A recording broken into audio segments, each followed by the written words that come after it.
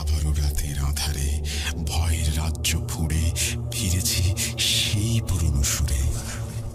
বিশ্বাস করা বা না করা আপনার ব্যাপার, but the old music comes alive.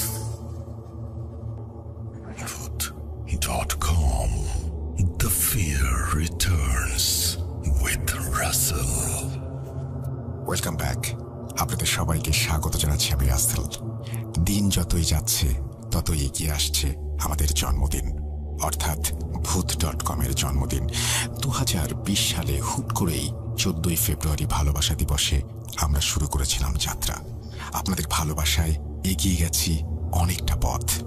সামনের পথগুলোও আপনারা পাশে থাকবেন আশা করছি। চলুন কথা না বাড়িয়ে আজকের ঘটনায় যাওয়া যাক। আশা করছি প্রথম থেকে শেষ পর্যন্ত আমাদের সঙ্গেই থাকবেন। শুরু করছি আজকের ঘটনা। আসসালামু আলাইকুম রাসেল ভাইয়া ও প্রিয় লিসেনার্স, আশা করছি আপনারা সবাই ভালো আছেন ও সুস্থ আছেন। আমি সিফাত আলম লিখছি চট্টগ্রাম থেকে। আজকের ঘটনাটি একজন ইউএস প্রবাসীর। ঘটনাটি আমি কালেক্ট করেছি আমার অফিসের এক কলিগের মাধ্যমে। ইন্ট্রো দীর্ঘায়িত না করে ঘটনার ভেতরের ভুল ত্রুটির জন্য ক্ষমা প্রার্থনা করে সরাসরি চলে যাচ্ছি ঘটনায়। ঘটনাটি যিনি বলেছেন তার নাম আশরাফ খান। চলুন আশরাফ খানের ভাষাতেই ঘটনাটি শোনা যাক।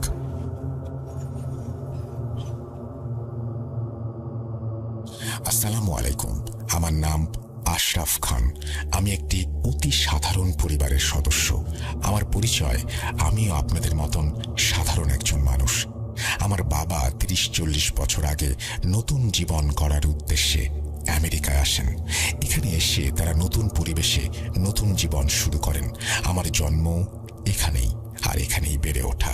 আমি এখানেই পড়াশোনা করেছি এবং বিয়ে করেছি। আমার বাচ্চার জন্ম এই দেশেই হয়েছে। আমাদের বাংলাদেশে তেমন কোনো আত্মীয় স্বজন না থাকায় আমরা বাংলাদেশে তেমন একটা যাই না। বাবা মায়ের সাথে মাঝে মাঝে আমার দাদা বাড়িতে বেড়াতে গিয়েছিলাম, সেখানেও লোকজন ছিল অনেক কম। বাবা মায়ের থেকেই মূলত বাংলা ভাষাটি শেখা, যদিও খুব ভালো বলতে পারি না, তবুও চেষ্টা করি আর কি। আমি আপনাদের সাথে যে ঘটনাটি শেয়ার করতে চলেছি সেটি 1998 বা 99 সালের দিকের ঘটনা। আমার ছেলের বয়স তখন ছিল 8 বছর। আমেরিকা যারা থাকেন তারা হয়তো জানেন এখানে প্রায়ই গ্যারেজ সেল লাগানো হয়। যারা গ্যারেজ সেল সম্পর্কে জানেন না তাদের উদ্দেশ্যে বলছি, গ্যারেজ সেল মানে হচ্ছে বাড়িতে থাকা জিনিসপত্র যেগুলো সেই বাড়িতে আর কোনো কাজে ব্যবহৃত হয় না এবং মালিক পক্ষ সেগুলো বিক্রি করে দিতে চায় এই গ্যারেজ সেলের মাধ্যমে। অর্থাৎ জিনিসপত্রগুলোকে গ্যারেজের সামনে নিয়ে আসা হয় এবং সেখান থেকে মানুষজন সেগুলোকে কিনে নিয়ে যায়। তারা বাড়ির অব্যবহৃত জিনিসগুলো বাড়ির বাইরে রেখে দেয় এবং আশেপাশের প্রতিবেশী এবং অন্যান্য মানুষজন সেখানে আসেন, আর যদি তাদের প্রয়োজনীয় কিছু তারা পেয়ে যান তাহলে তারা সেগুলো নগদ অর্থ দিয়ে খুবই স্বল্প অর্থের বিনিময়ে ক্রয় করেন। একদিন আমার স্ত্রী আমাকে বলল আমাদের প্রতিবেশী এক পরিবার নাকি গ্যারেজ সেল দিচ্ছে। তার ইচ্ছা সেখানে গিয়ে যদি কোনো প্রয়োজনীয় জিনিসপত্র পায় তাহলে তা নিজেদের জন্য কিনে নিয়ে আসবে। আমরা যে বাড়িটিতে যাচ্ছিলাম সেই বাড়িতে থাকা পরিবারকে আমরা চিনতাম না। আমি জানতামও না যে সেই বাড়িটি আমাদের এলাকার ঠিক কোন স্থানে আছে। আমাদের এক প্রতিবেশী বলেছিলেন আমাদের বাড়ির পর কয়েকটা বাড়ি ফেলে একটু সামনে এগিয়ে গেলেই গ্যারেজ সেলের বাড়িটি। আমি এই কথা আমার স্ত্রীকে বললাম, আর সে তখনই জেদ করতে লাগলো সেখানে যাবার জন্য। শেষ পর্যন্ত আমি, আমার ছেলে আর আমার স্ত্রী, আমরা 3 জন সেই বাড়ির উদ্দেশ্যে রওনা হলাম। কিছুক্ষণ চলার পর আমরা দেখলাম 4-5টা ঘর ফেলে একটু সামনেই কিছু লোক দাঁড়িয়ে আছে। আমরা বুঝতে পারলাম সেল নিশ্চয়ই সেখানেই হচ্ছে। আমি যখন সেই ঘরের কাছে গেলাম তখন আমি দেখতে পেলাম ঘরটি আমার পরিচিত। আমি প্রতিদিন এই ঘরের সামনে দিয়েই কাজ করতে যেতাম। যেতে যেতে আমার চোখ কয়েকবার ঘরটির ওপর পড়েছিল। এই বাড়িতে যদিও আমি তেমন কাউকে দেখিনি, শুধু যখনই চোখ পড়েছে তখনই দেখা মেলেছে এক বুড়ি মহিলার। তার পাকা চুল সবসময় এলোমেলো অবস্থাতেই থাকতো, আর তার পরনের কাপড় ছিল বেশ ময়লা। আমি চারপাশটা ভালোভাবে তাকালাম, কিন্তু ওই মহিলাকে কোথাও চোখে পড়ল না। বেশ চিন্তা না করে আমরা ঘরের সামনে রাখা জিনিসপত্র দেখতে ব্যস্ত হয়ে পড়লাম। আমার স্ত্রী কিছু জিনিস পছন্দ করলো। কিছু জিনিসের দাম মেটানোর জন্য সেখানে আমাদের চোখে এমন কেউই পড়েনি যাকে দেখে এই বাড়ির মালিক মনে হয়। কে এই জিনিসগুলো বিক্রি করছেন আমরা তাও জানতাম না। অবশেষে কিছু সময় পরে 19 কিংবা 20 বছর বয়সী একটি ছেলে বাড়ি থেকে বের হয়ে এলো। সে বেশ হাসি খুশি স্বভাবের ছিল এবং তার আচার ব্যবহার ছিল অত্যন্ত নম্র এবং ভদ্র। সে উপস্থিত হবার সাথে সাথেই সবার উদ্দেশ্যে গুড মর্নিং বলল এবং পরে এক এক করে সব জিনিসের দাম বলতে লাগলো। আমার সাথে তার বেশ কিছু কথাও হলো। আমি তাকে জিজ্ঞেস করলাম, আমি তো প্রতিদিন এখান দিয়েই অফিসে যাই। আমি এখানে এক বৃদ্ধা মহিলাকে দেখেছি প্রায়। আজ তো তাকে দেখতে পাচ্ছি না। ছেলেটি আমাকে জানালো 3 দিন আগে তার মৃত্যু হয়েছে। খবরটা শুনে আমার বেশ খারাপ লাগলো। আমি তাকে সান্ত্বনা দিলাম এবং সেখান থেকে কিছু জিনিস কিনলাম। জিনিসপত্র কিনে টাকা মিটিয়ে দিয়ে বাড়ি যাবার জন্য পেছন ফিরে তাকালাম, কিন্তু আমার ছেলেকে দেখতে পেলাম না। চারপাশে ভালোভাবে তাকাতেই দেখলাম সে একটি টেবিলের কাছে দাঁড়িয়ে আছে আর তার হাতে একটি পুতুল। আমি তাকে গিয়ে জিজ্ঞেস করলাম, আমার ছেলের এটা পছন্দ হয়েছে? সে হ্যাঁ বলে মাথা নাড়ল। আমি সেই পুতুলটা তার হাত থেকে নিলাম এবং আন্দাজ করতে লাগলাম এই পুতুলের দাম কত হতে পারে। পেছন ফিরে দেখি সেই ছেলেটি আমার কাছে চলে এসেছে। আসলে যে বৃদ্ধা মহিলাকে আমি দেখেছি, এই ছেলেটি সেই মহিলার নাতি ছিল এবং তার মৃত্যুর পর এই সমস্ত সম্পত্তির মালিক সেই হয়েছে। অন্যদিকে আমার ছেলের ওই পুতুলটি খুবই পছন্দ হয়েছিল। সে জেদ করতে লাগলো এই পুতুল যেভাবেই হোক তার চাই। পুতুলটা হাতে বোনা কাপড় দিয়ে বানানো ছিল এবং তার আকৃতিও স্বাভাবিকের থেকে বড় ছিল। আমি ছেলেকে জিজ্ঞাসা করলাম, এর দাম কত? সে বলল, এই পুতুলটা তার দাদির ছোটবেলার পুতুল। আমি খুব অবাক হলাম, কেননা তার দাদির বয়স 80 বছরের কম কোনোভাবেই হবে না। তার দাদির হাতে বানানো কাপড়ের পুতুলটা 80 বছর টিকে থাকাটা আমার জন্য সত্যিই অবাক করার মতো একটা ব্যাপার ছিল। পুতুলটির অবস্থাও বেশ ভালো ছিল, কোথাও কোনো ফাটা বা ছেঁড়া কোনো কিছুই ছিল না। আমি ওই ছেলের কাছে পুনরায় পুতুলের দাম জিজ্ঞেস করলাম। সেই ছেলেটি পুতুলটির দাম বলল $5। কিছু সময় দামাদামির পর আমাদের ডিল হলো $2। আমার ছেলে পুতুলটি পেয়ে ভীষণ খুশি। আমি আমার ছেলের সাথে মজা করছিলাম আর বলছিলাম, পুতুল তো মেয়েদের খেলনা, আর সে ছেলে হয়ে পুতুল কিনেছে। কিন্তু সে তার পুতুল নিয়ে এতটাই ব্যস্ত ছিল যে আমার কথা যেন সে শুনতেই পেল না। আমার স্ত্রী আমাকে কথা শোনাতে লাগলো, এভাবে বাচ্চাদের নিয়ে মজা করা উচিত নয় বলে আমার দিকে তীক্ষ্ণ দৃষ্টিতে তাকালো। আমরা আমাদের কেনা জিনিসপত্র এবং পুতুল নিয়ে বাড়ি ফিরে এলাম। পরের দিন সকালে আমি নিজের মতো অফিসে চলে গেলাম। সন্ধ্যায় যখন ফিরে এলাম তখন দেখলাম আমার ছেলে সেখানে নেই। আমার স্ত্রীর কাছে জানতে চাইলাম, ছেলে কোথায়? প্রতিদিন টিভি রুমে বসে সে আমার জন্য অপেক্ষা করে, কিন্তু আজ তাকে দেখতে না পেয়ে আমি কিছুটা অবাক হয়েছিলাম। আমার স্ত্রী বলল সে নিজের ঘরে আছে এবং পুতুলের সাথে খেলা করছে। আমি আমার স্ত্রীকে বললাম, এটা একটু বেশি হয়ে গেল না? ছেলে মানুষ পুতুল নিয়ে খেলে কখনো? ওর বয়স কি পুতুল খেলার?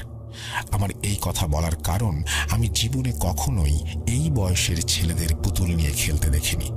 আমার স্ত্রী বলল, এমন কথা ছেলের সামনে বলো না। যদি সে কোনো খেলনা পেয়ে খুশি থাকে তাহলে আমাদের তো কোনো সমস্যা হওয়ার কথা না। আমাদের মোটেই উচিত না তাকে নিয়ে ভেবে সমালোচনা করার। স্ত্রীর কথা শুনে আমি কিছু বললাম না। আমি ফ্রেশ হবার জন্য আমার ঘরের দিকে যেতে লাগলাম। যেতে যেতে ভাবলাম ছেলের সাথে একবার দেখা করে যাই। যখন আমি তার ঘরের দরজার কাছে পৌঁছালাম তখন ভেতর থেকে আমার ছেলের কথা বলার আওয়াজ শুনতে পেলাম। আমি আস্তে আস্তে ঘরের দরজা খুললাম। দরজা খুলে আমি দেখি ছেলে সেই পুতুলের সাথে কথা বলছে। আমি তার কাছে গিয়ে তার বিছানায় বসে পড়লাম আর তাকে জিজ্ঞেস করলাম, খিরে কি হচ্ছে তোর বন্ধুর সাথে? সে উত্তরে একটা কথা বলল যা শুনে আমি নিজের হাসি থামাতে পারলাম না। সে বলল, বাবা, এটা আমার বন্ধু নয়, এটা আমার গার্লফ্রেন্ড, এর নাম আলিনা। ছেলের কথা শুনে আমি এত জোরে হেসে উঠলাম যে আমার স্ত্রীও ঘরে চলে এলো। সে কি হয়েছে জানতে চাইল আর জিজ্ঞাসা করলো আমি এত জোরে হাসছি কেন।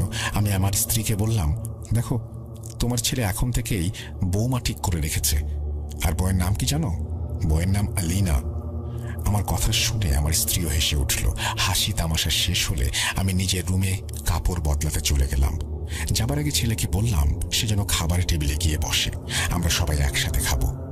ফ্রেশ হয়ে যখন আমি ডাইনিং রুমে এলাম তখন দেখলাম আমার ছেলে আগে থেকেই সেখানে বসে আছে আর তার পাশের চেয়ারে ওই পুতুলটাকে বসিয়ে রেখেছে।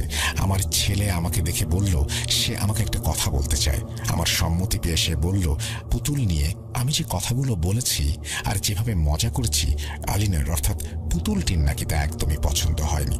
অবাক করা ব্যাপার হচ্ছে সেই কথাটা বলার পরপরই আমার চোখ ওই পুতুলটির দিকে গেল।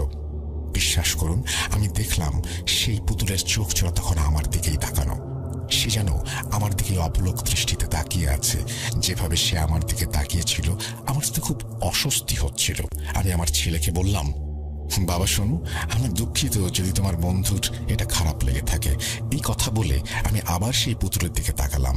সে তখনও আমার দিকে তাকিয়েছিল। আমি আমার ছেলেকে বললাম পুতুলটার মুখটা অন্যদিকে ঘুরিয়ে দিতে।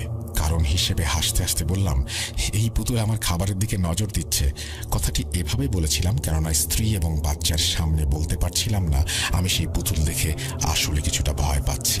বারবার মনে হচ্ছিল সে সত্যি আমার দিকে ভয়ানক রাগ নিয়ে তাকিয়ে আছে। আমার ছেলে আমার কথা শুনে পুতুলের মাথাটা অন্যদিকে ঘুরিয়ে দিল। আমি স্বস্তির নিঃশ্বাস ফেললাম। সারাদিন পুতুল নিয়ে খেলার জন্য আমার ছেলে বেশ ক্লান্ত হয়ে গিয়েছিল। সে খাবার খেতেই ঘুমিয়ে পড়ল। ওর মা ওকে কোলে নিয়ে ওর ঘরে চলে গেল। আমি তখন পানি খেয়ে খাবার টেবিল থেকে উঠতে যাচ্ছিলাম। হঠাৎ চোখ পড়ল পুতুলটার দিকে, আর পুতুলটার দিকে চোখ পড়তে আমি অবাক হয়ে গেলাম। সে এখনো চেয়ারে বসে আমার দিকেই তাকিয়ে আছে। আমি ভাবলাম যখন আমার স্ত্রী ছেলেকে কোলে তুলেছিল তখন হয়তো ছেলের পা পুতুলের সাথে ধাক্কা লেগেছিল, আর এই কারণেই পুতুলের মুখ আবার আমার দিকে ঘুরে গেছে। আমি সাত পাঁচ না ভেবে পুতুলটাকে তুলে নিয়ে ছেলের ঘরের দিকে চলে গেলাম। ঘরে পৌঁছে দেখলাম ওর মা ওকে ঘুম পাড়িয়ে কেবল রুম থেকে বের হচ্ছে। আমি তাকে বললাম পুতুলটা ছেলের কাছে রেখে দিতে।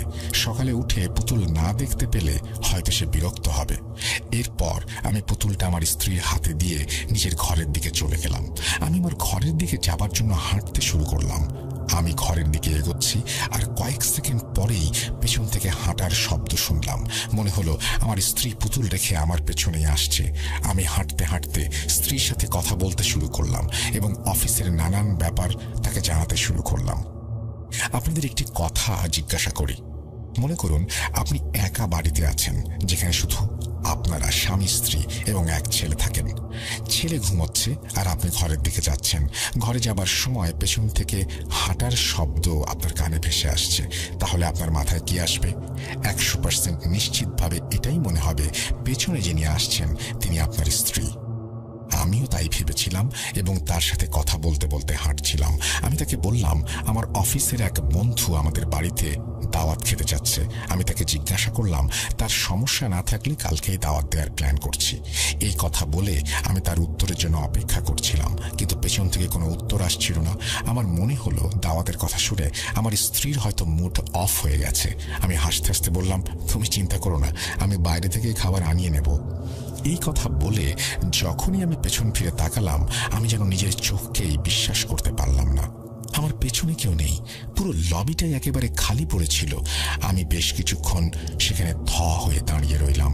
কিছুক্ষণ পর দেখলাম আমার সামনেই আমার স্ত্রী রুমের দরজা দিয়ে বাইরে বেরিয়ে গেল।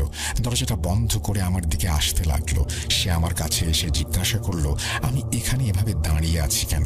আমি তাকে জিজ্ঞেস করলাম সে কি ছেলের রুম থেকে বের হয়ে আবার কোনো কারণে রুমে গিয়েছিল। সে বলল বাচ্চাটা তার ঘর বেশ অগোছালো করে রেখেছিল, তাই সে পরিষ্কার করে একেবারে বের হয়েছে। আমি তাকে আমার সাথে কিছুক্ষণ আগে ঘটে যাওয়া ঘটনার ব্যাপারে বললাম না। সকালে আমার ছেলের সাথে দেখা হলো ডাইনিং টেবিলে। আমরা দুজনেই নাস্তার জন্য অপেক্ষা করছিলাম এবং আমার স্ত্রী কিচেনে ডিম ভাজি নিয়ে ব্যস্ত ছিল। আমি খেয়াল করলাম ওই পুতুল এখনো আমার ছেলের সাথেই তার পাশের চেয়ারে বসা। যখনই আমি তার দিকে তাকাচ্ছিলাম আমার মনে হচ্ছিল পুতুলটা আমার দিকে প্রচন্ড রাগ নিয়ে তাকিয়ে আছে। আমি ছেলেকে বললাম, শোন, এটা তোর খেলনা, এটা তোর ঘরে রেখে আসবি, খাবার সময় একে এভাবে আনবি না। কিন্তু আমার ছেলে আমার কথা শুনে রেগে গেল। সে বলল, বাবা, আমি তোমাকে আগেই বলেছি ও কোনো খেলনা নয়, ও আমার গার্লফ্রেন্ড। তার কথা শুনে আমি বেশ বিরক্ত হলাম। আমি তাকে কিছু একটা বলতে যাব, এমন সময় আমার স্ত্রী আমার দিকে ইশারা করলো। ইশারায় সে আমাকে কিছু বলতে বারণ করে দিল। আমি আর ছেলেকে কিছু বললাম না, কিন্তু সেই পুরো নাস্তার সময়টা আমি অনেক বেশি বিরক্ত হয়ে থাকলাম। আমি আপনাদেরকে সেই অনুভূতির কথা বলে বোঝাতে পারবো না। আমি যখন সেই পুতুলটাকে দেখছিলাম তখনই আমার বিরক্তি লাগছিল এবং ইচ্ছে করছিল এটাকে তুলে বাইরে ফেলে দিয়ে আসি। আমি বিরক্ত হয়েই অফিস চলে গেলাম। পরের দিন ছিল শুক্রবার, জুম্মার দিন। আমি এই দিনে বাসায় থাকতাম এবং ছেলেকে সাথে নিয়ে জুম্মার নামাজ আদায় করতে মসজিদে চলে যেতাম।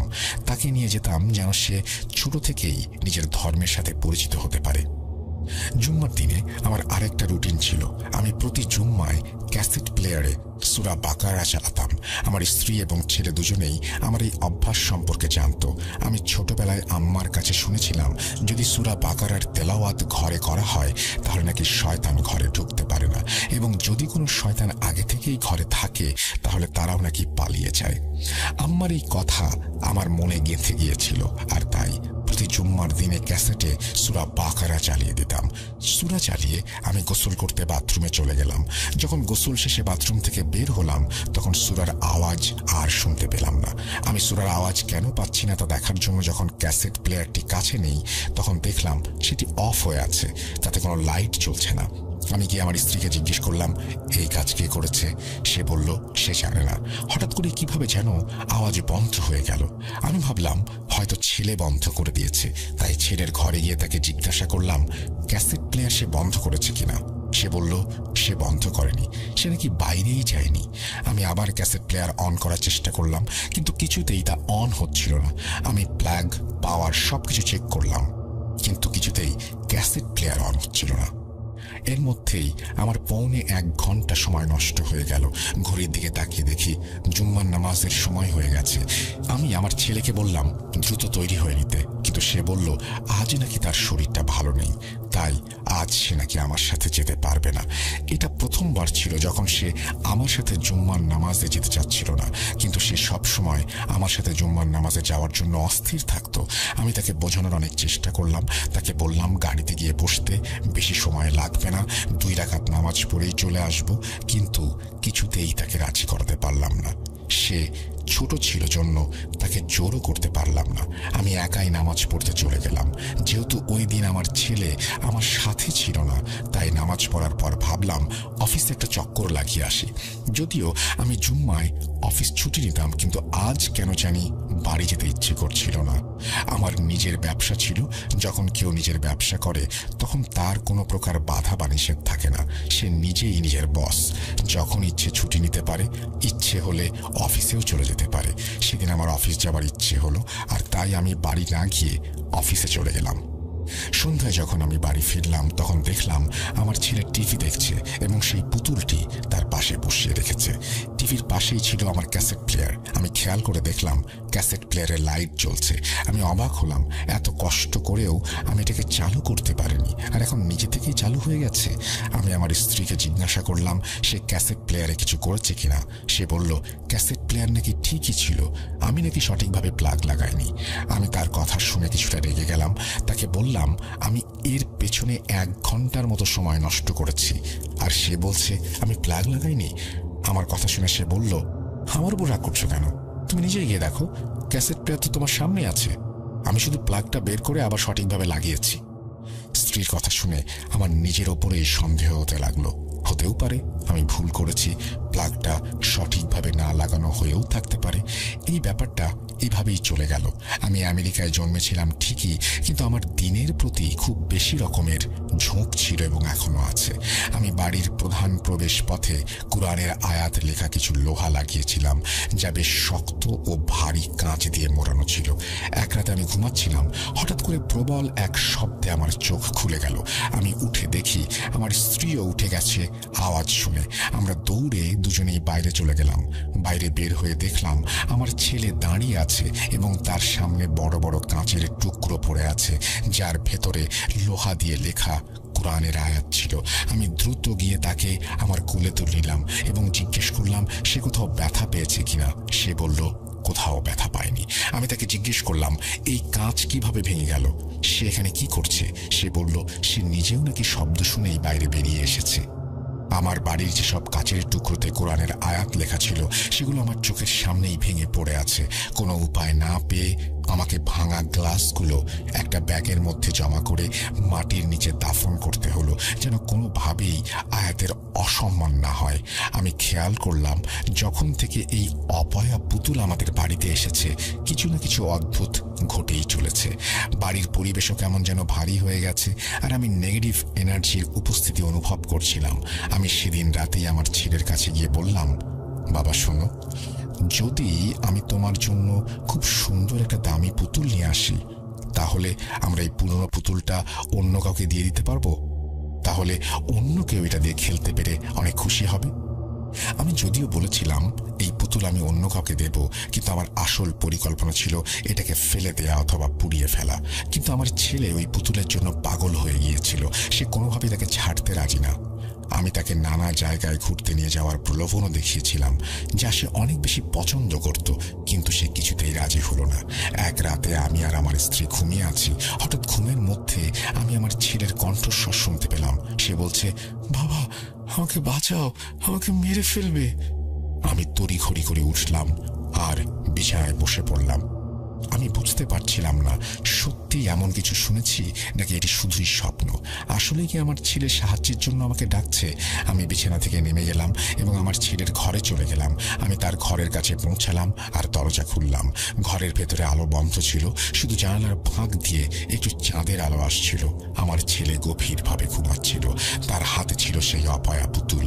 আমি নিশ্চিত হলাম আমার ছেলে নিরাপদ আছে দেখে। আমি নিজের ঘরে ফিরতে যাবার জন্য ছেলের ঘরের দরজা বন্ধ করতে লাগলাম। হঠাৎ আমি মৃদু চাঁদের আলোতে দেখলাম বিছানার নিচে কেউ আছে, আর তার পা বিছানার বাইরে বেরিয়ে আছে।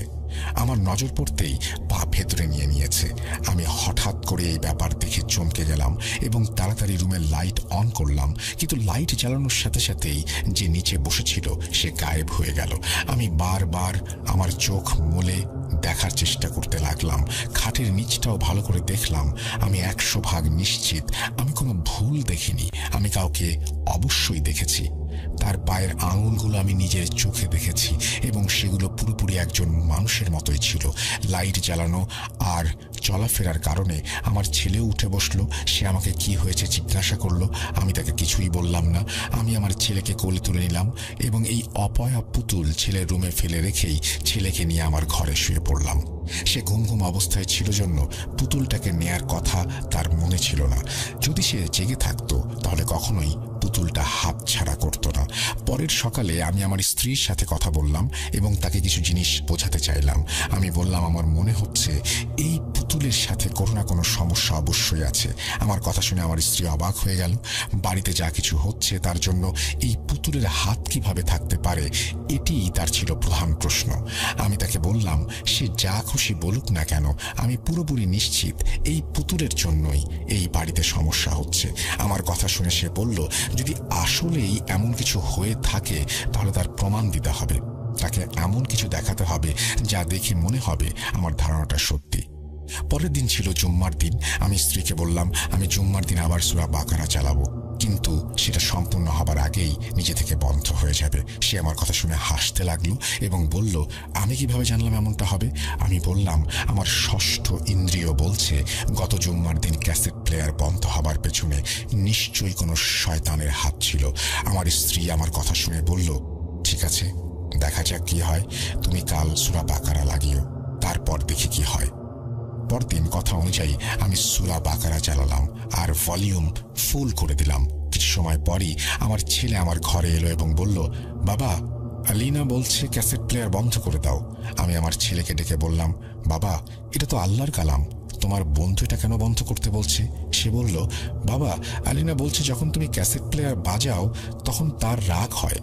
আমি নিশ্চিত হতে পারছিলাম না এটা আমার ছেলের কোনো মন গড়া কথা নাকি সে আসলেই সত্যি কথা বলছে। সে কি আসলেই ওই পুতুলের সাথে কথা বলছে নাকি অন্য কোনো শয়তানি সৃষ্টি সেই পুতুলের মাধ্যমে আমার ছেলের সাথে কথা বলছে। আমি আমার ছেলেকে কোলে তুলে নিলাম আর বললাম বাবা, তোমার বন্ধুটা আসলে খারাপ, আল্লাহর কালাম শুনে শুধু শয়তানরাই কষ্ট পায়। আমি আমার ছেলের সাথে এসব নিয়ে কথা বলতে বলতেই ক্যাসেট প্লেয়ার বন্ধ হয়ে গেল। আমি বাইরে গিয়ে দেখলাম ক্যাসেট প্লেয়ারের প্লাগে আগুন লেগে গেছে, আর আগুন এত বেশি ছিল যে ক্যাসেট প্লেয়ারের অনেকাংশই পুড়ে গেছে। আমি আমার স্ত্রীর দিকে তাকালাম, তার মুখেও চিন্তার ছাপ স্পষ্ট। আমি দৌড়ে গিয়ে আগুন নেভালাম। আমার স্ত্রী বলল, এখন আমরা কি করব? আমি তাকে বললাম, প্রথমত আমাদের ছেলেকে একা ঘুমোতে দেয়া ঠিক হবে না। রাতের বেলা তাকে আমাদের রুমেই ঘুম পাড়াতে হবে। আর এই পুতুলের কি সমস্যা তা আমি নিজের মতো করে জানার চেষ্টা করব। পরের দিনই একটা মজার ঘটনা ঘটল। আমি অফিসে যাচ্ছিলাম সেই বাড়ির সামনে দিয়ে, যেখানে কিছু ছেলে দাঁড়িয়েছিল আর নিজেদের মধ্যে কি সব কথাবার্তা বলছিল। ওই বাড়ির দিকে ইশারা করেই তারা কথাগুলো বলছিল। আমি গাড়ি থামিয়ে তাদের কাছে গেলাম। তাদের কাছে গিয়ে তাদের সাথে কথাবার্তা বললাম, এবং কথাবার্তার মধ্যে তাদের একজন আমাকে কিছু অদ্ভুত তথ্য দিল, যা শুনে আমি একটু ভীত হয়ে গেলাম আর কিছু কিছু বিষয় বুঝতে শুরু করলাম। সে বলছিল এই বাড়ির বৃদ্ধা মহিলা খুব ভালো কোনো মহিলা ছিলেন না।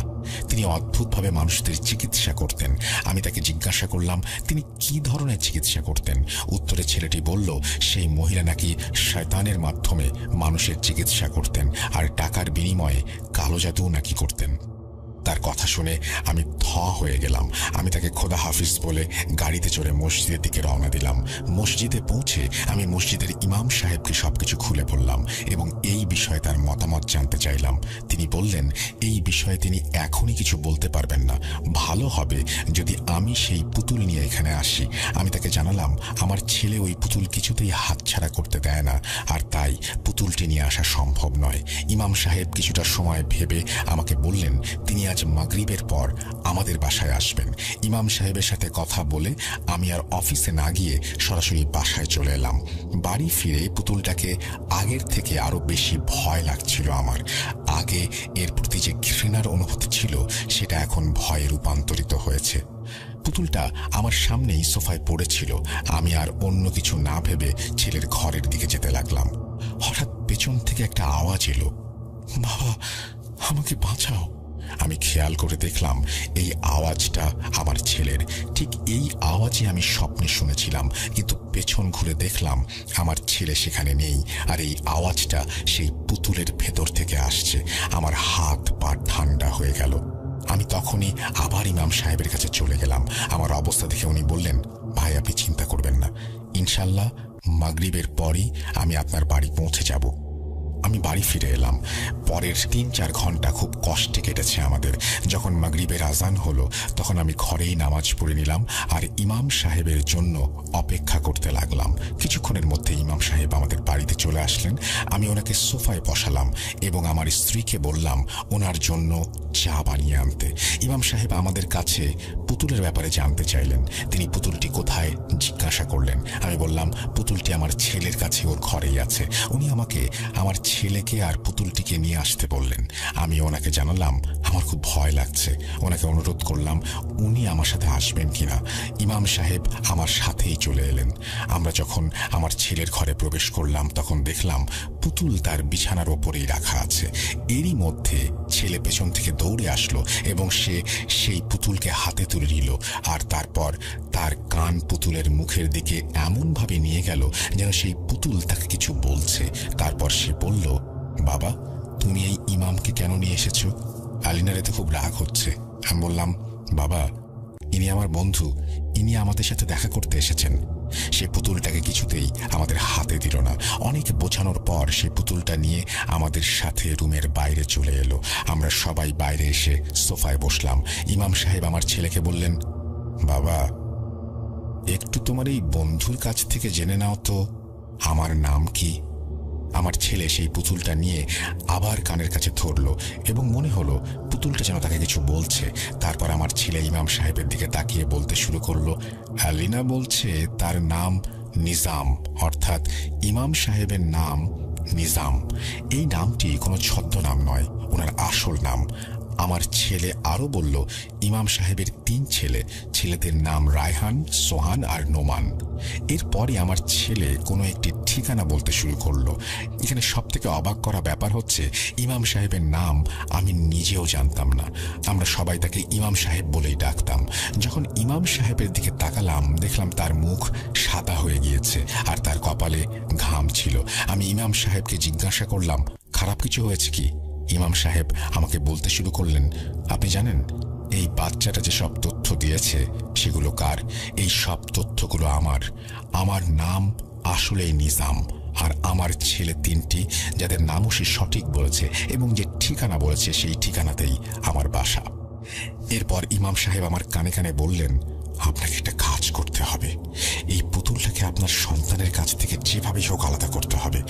একে নদীতে ভাসিয়ে দিতে হবে, নয়তো আগুন লাগিয়ে দিতে হবে।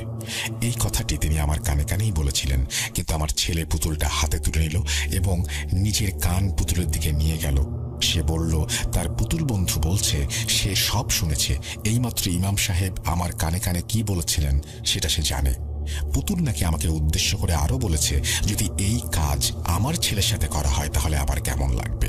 তার কথা শুনে আমি অবাক হয়ে গেলাম। আমি ধীরে ধীরে আমার স্ত্রীকে বললাম সে যেন ছেলের কাছে থাকে, আর ইমাম সাহেবকে নিয়ে বাইরে চলে এলাম। ইমাম সাহেব ঘরের বাইরেই 2 রাকাত নামাজ পড়লেন, যাকে বলা হয় ইস্তেখারা সালাত। নামাজ শেষ করে তিনি আমাকে ডেকে বললেন, এই পুতুলটাকে ধরে পেছন থেকে ছিঁড়ে ফেলতে হবে। এর ভেতরে নাকি অনেক তাবিজ পাওয়া যাবে। সেই তাবিজগুলো গরম পানিতে ফেলে দিতে হবে যেন এর ভেতরে সব লেখা মুছে যায়। তারপর সেই পানি রেখে দিতে হবে, আর তাবিজগুলো সহ এই পুতুলটি কোথাও আগুন জ্বালিয়ে সেখানে নিক্ষেপ করতে হবে। পুতুল আর তাবিজ পুড়ে ছাই হয়ে গেলে তাবিজ ধোয়া সেই গরম পানি দিয়েই সেই আগুন নেভাতে হবে। তিনি আরো বললেন, এই পুতুলের মালিক সেই মহিলা নাকি ভয়ঙ্কর কালো জাদু করতেন এবং এই পুতুলের ভেতরেই তার জাদুর তাবিজ রেখেছিলেন। এই তাবিজের সঙ্গে তার অনেক কিছুই নাকি জড়িত। যত দ্রুত সম্ভব ছেলের কাছ থেকে এই পুতুল নিয়ে নিতে বললেন, এবং অন্যথায় এই পুতুল আমার ছেলের উপরে প্রভাব ফেলবে যা ইতোমধ্যেই শুরু হয়ে গেছে। আমি এবং ইমাম সাহেব কথাবার্তা দ্রুত শেষ করে ঘরে ফিরলাম। আমি ঠিক করে নিয়েছিলাম, যদি আমার ছেলে কাঁদে বা চিৎকার করে তাতে আমার কিছুই আসে যায় না, আমি তার কাছ থেকে এই পুতুল কেড়ে নেবই। আমরা যখন ভেতরে এলাম তখন আমার স্ত্রী এবং ছেলে সোফায় বসেছিল। আমি চারপাশে তাকালাম, কিন্তু পুতুলটি কোথাও দেখতে পেলাম না। আমি আমার ছেলেকে জিজ্ঞেস করলাম, পুতুলটা কোথায়? সে বলল সে কিছুই জানে না, এতক্ষণ নাকি এটা তার কাছে এখানেই ছিল। আমার স্ত্রীকে জিজ্ঞাসা করলাম, সেও ছেলের মতো একই উত্তর দিল। আমরা পুরো ঘর খুঁজে দেখলাম, কিন্তু কোথাও পুতুলটি পাওয়া গেল না। ইমাম সাহেব সোফায় বসে চোখ বন্ধ করে কোনো একটা আমল করতে শুরু করলেন। আমল শেষ হলে তিনি বললেন, ঠিক 10 মিনিট পর আমরা যেখানে বসেছিলাম সেই সোফার নিচেই পুতুলটি পাওয়া যাবে। আশ্চর্যজনকভাবে ইমাম সাহেবের কথা মতোই 10 মিনিট পর আমাদের বসার জায়গাতেই পুতুলটাকে আমরা পেলাম। আমরা সেটাকে হাতে নিয়েই সজোরে টান দিয়ে ছিঁড়ে ফেললাম। সাথে সাথে আমার ছেলে পাগলের মতো কান্নাকাটি শুরু করলো। তার অবস্থা মারাত্মক খারাপ হতে শুরু করলো, যা ইমাম সাহেব আমাকে আগেই বলেছিলেন। পুতুলটা পেছন দিক থেকে ছিঁড়ে ফেলতেই ভেতর থেকে একের পর এক তাবিজ বের হয়ে আসতে লাগলো। আমরা দ্রুত সেই তাবিজগুলো গরম পানির মধ্যে ছেড়ে দিলাম। তারপর বাড়ির সামনে আগুন জ্বালিয়ে তাতে নিক্ষেপ করলাম এই অপায়া পুতুল। পুতুল পুড়ে গেলে তাবিজগুলো আগুনে নিক্ষেপ করলাম। সব শেষে সে আগুন নেভালাম তাবিজ ধোয়া সেই গরম পানি দিয়ে। এসব কিছুর পর আমার ছেলে একদম স্বাভাবিক হয়ে গেল। আমি তো আরো ভাবছিলাম সে অনেকদিন ধরে এটা নিয়ে হয়তো মন খারাপ করবে বা কাঁদবে, কিন্তু সে স্বাভাবিক হয়ে গেল যেন কিছুই হয়নি। ওই দিনের পর আমার ছেলে আর কখনোই পুতুল নিয়ে কোনো কথাই বলেনি, এমনকি কখনো জিজ্ঞেস করেনি তার পুতুল কোথায়। আল্লাহর রহমতে আমার ছেলে সম্পূর্ণ সুস্থ হয়ে যায়। এরপর আর কখনোই আমার ছেলের সাথে কোনো অস্বাভাবিক কিছু ঘটেনি। ছেলের নাম না বলার জন্য দুঃখিত, এর পেছনে কারণ ব্যক্তিগত। এই ঘটনার কয়েকদিন পর আমি ইমাম সাহেবের কাছে গিয়ে তাকে একবার জিজ্ঞেস করেছিলাম তিনি এসব কিছু কিভাবে জানলেন। তিনি শুধু বলেছিলেন, সব কিছু জানা সবার জন্য নয়। এই বলে মিস্টার আশরাফ তার ঘটনা শেষ করলেন। প্রিয় লিসেনার্স, আপনারা কি সেই অভিশপ্ত পুতুলের ছবি দেখতে চান? ঘটনা প্রচারিত হবার পরপরই ভূত.com-এর পেজে চোখ রাখুন, পুতুলের ছবি পেয়ে যাবেন। আজকের মতো বিদায় নিচ্ছি। আসসালামু আলাইকুম। সাবিত আলম নয়, সিফাত আলম তার ঘটনা শেষ করেছেন। আমার সবসময় নামটা এলোমেলো হয়ে যায়, একজনের নাম আরেকজনের কাছে চলে আসে। তিনি ঘটনা শেষ করেছেন। Thank you so much Sabit Alam, আবারও বললাম Sabit Alam. Thank you so much Sifat Alam, আপনাকে অনেক ধন্যবাদ এই চমৎকার ঘটনাটি উপহার দেওয়ার জন্য। পুতুল সংক্রান্ত ঘটনা আমার কাছে আমার নিজেরও পড়তেও ভয় লাগে। যাই হোক, যারা শুনেছেন তাদের নিশ্চয়ই ভালো লেগেছে। যদি ভালো লাগে অবশ্যই আমাকে জানাবেন। আমরা চলে যাব আমাদের পরবর্তী ঘটনায়।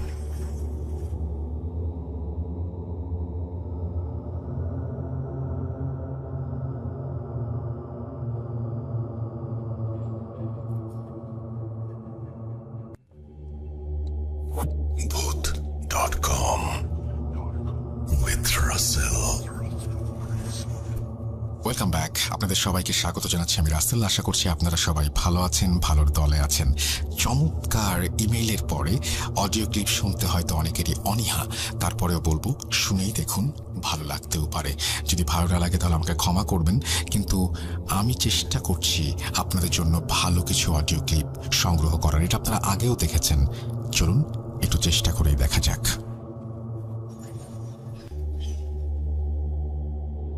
আসসালামু আলাইকুম, আমি মোহাম্মদ জাকির হোসেন বলছি, মিরপুর 12 কালাপানি থেকে। রাসেল ভাই, আমি এর আগে একটা স্টোরি শেয়ার করেছিলাম, জানি না ওটা কোনো কারণে হয়তো সিলেক্টেড হয়নি, তো এই কারণে আমি আবার আরেকটা স্টোরি পাঠাচ্ছি। তো এটা মূলত শুরু হয় আমি যখন টাঙ্গাইল কালিয়াতি লেখাপড়া করতাম দাখিল মাদ্রাসায়। ওইখানে যখন আমি ক্লাস 8-9-এ মানে 9-10-এ উঠি, তখন আমি আলাদা থাকি, মানে ভালো একটা রেজাল্টের আশায়। তো পরীক্ষার সময় আমি ওই যেখানে বাসা নিয়েছিলাম মাদ্রাসার পাশেই, তো ওইখান থেকে আমি দূরে নেই একটু, মানে দূরে বলতে 2-3 কিলোমিটার দূর, এতটুকু দূরে আমি বাসা নেই, মানে মাদ্রাসা থেকে। তো যেই বাসায় আমি নেই, তো গ্রামে কিছু কিছু জায়গায় প্রচলিত আছে যে জাগির, মানে লেখাপড়া করবে এক জায়গায় কিন্তু খাওয়া দাওয়া করবে অন্যের বাসায়, এটাকে বলে জাগির। তো আমার কথাবার্তা ব্যবহার এসব দেখে যার বাসা মানে ভাড়া নিতে গেছিলাম, উনি মানে আমায় খুব পছন্দ করেছে এবং আমায় বলেছে যে বাবা তুমি পড়ো, তুমি যেহেতু পড়াশোনা করার জন্য এখানে আসছো, সমস্যা নেই, তুমি পড়ো, তোমার ভাড়া দেওয়ার দরকার নেই, তুমি এখানে শুধু থাকবে। কারণ আমার এই রুম এটা পরেই থাকে, টিনের ঘর, মানে চতুর্দিকে মানে পাকা করা, উপরে আর সাইডে হলো টিন। তো বললো যে তুমি এখানে আমার ঘরের মধ্যে এমনি, এটা ঘর এমনি পড়া থাকে, তুমি যদি পড়তে চাও তাহলে পড়ো। তো আমি ওইখানে থাকতাম। আর খাওয়া দাওয়ার যে ব্যবস্থাটা, মাদ্রাসার পাশে যখন ছিলাম তখন ওইখানে বোর্ডিং থেকে খাবার আমাকে দেওয়া হতো, ওইখান থেকেই খাওয়া দাওয়া করতাম, খাবার পাঠাতো। তো যেহেতু আমি এত দূরে আসছি, তো সেহেতু আমার এখানে একজনের কাছে আমার থাকতে হবে, মানে খাবারের জন্য জাগিরটা থাকতে হবে। তো বেশি দূরে না, ওই যেই বাসার সাথেই আরেকটা বাসা ছিল, ওনারা 2টা ফ্যামিলি ছিল। তো 2টা ফ্যামিলি থেকে আমাকে ভাগাভাগি করে খাবার দিত, মানে আমাকে বলে দিয়েছিল যে তোমার খাবার নিয়ে কোনো ভাগাভাগি করতে হবে না, আমরা নিজেরাই খাবার রেডি করে রাখবো, তুমি এসে নিয়ে যেও, সমস্যা নেই। তো গ্রামে সচরাচর বাসাগুলো কিন্তু একদম সাথে সাথে থাকে, মানে এরকম না যে এখানে একটা বাসা, দূরে একটা বাসা, ওইখানে আরেকটা বাসা, একদম পাশাপাশি। শুধু এই বাসা থেকে ওই বাসায় যাওয়ার জন্য একটা টিনের একটা ব্যারিকেড থাকে, বাস এইটুকু, তাছাড়া আর কোনো পার্থক্য নেই। তো আমার পরীক্ষা যখন শেষ হয়ে গেছে, মানে আমার এসএসসি পরীক্ষা যখন শেষ, মানে আমি চলে যাব, আজকে আমার পরীক্ষা শেষ হয়ে গেছে। তো